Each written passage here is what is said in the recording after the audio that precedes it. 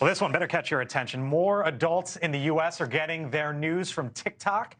That is according to a new survey from the Pew Research Center. Now, between 2020 and this year, the percentage of adults receiving their news from TikTok jumped from 3% rather, up to 14%. The lion's share coming from young adults, with almost 1/3 of those aged between 18 and 29 relying on TikTok now for their news. Dan? Pretty scary stuff. I mean, you think about what AI can do, what deepfakes can do, what the algorithm can do in terms of driving you down a rabbit hole of disinformation and misinformation. Yeah.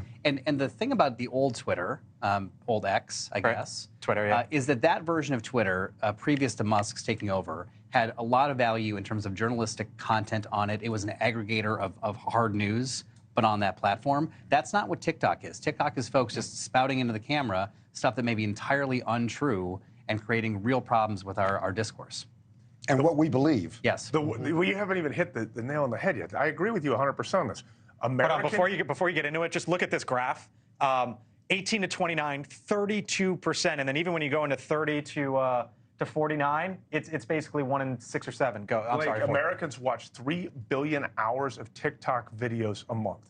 This is a tool for the Chinese Communist Party to indoctrinate an entire generation. And when it comes to Gen Z, which is watching 1/3 of their news on TikTok, not only are they egomaniacal, not only are they unmotivated, now they are duped by a country that is essentially trying to use them to create social agitation and unrest in this country. That is the primary reason for TikTok. And not only is it the primary reason for TikTok, the Chinese Communist Party also takes pattern-of-life data about American citizens as well. So this is a win-win for the Chinese Communist Party, and unfortunately, Americans need to wake up to the true danger. What do you think about the legislation that Congress passed on TikTok earlier this year? Well, There was none. The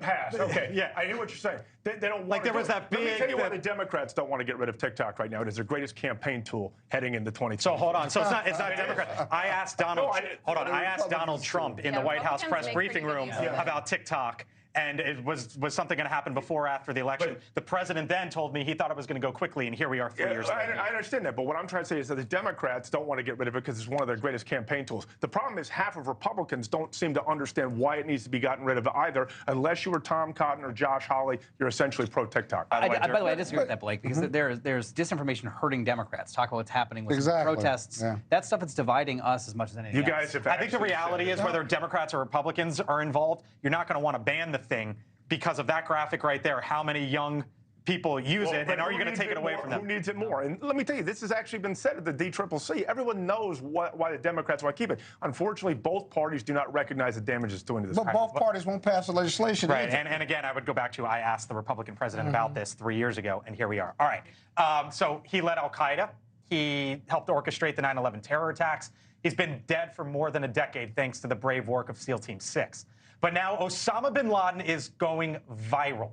In the past 24 hours, videos began popping up on TikTok, other social platforms as well, seemingly in support of the infamous letter's contents, a letter that Osama bin Laden wrote 2 decades ago, in which he explains his reasoning for organizing the 9/11 terror attacks. The popularity led to The Guardian to remove the letter from their website, Lauren. He blames the U.S.'s support of Israel in the letter.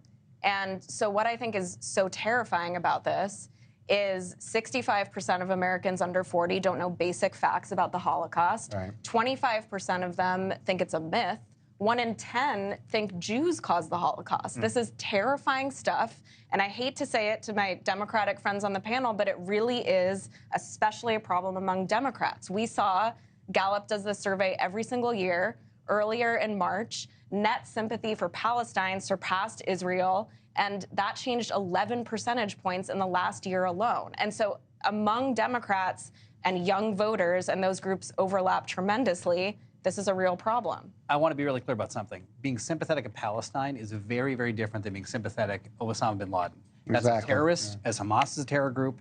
Palestinian citizens, there are many innocent citizens, young kids dying. You can have sympathy for those folks without condoning terror. Well, what about sympathy for Israel? Absolutely. And why are those two numbers so different? What Osama bin Laden said in that letter, which is so deplorable, the most deplorable thing in that letter, among many things, is the concept that because you're connected somehow to your government, you cannot possibly be innocent. The United States citizens weren't innocents. that kind of extreme rhetoric has been used by the worst offenders in both militant Israel camps and Palestinian camps.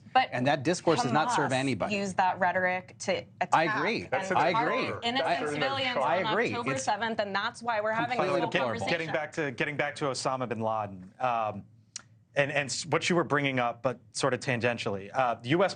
Thank you for watching, and make sure you go to joinnn.com to find NewsNation on your television provider.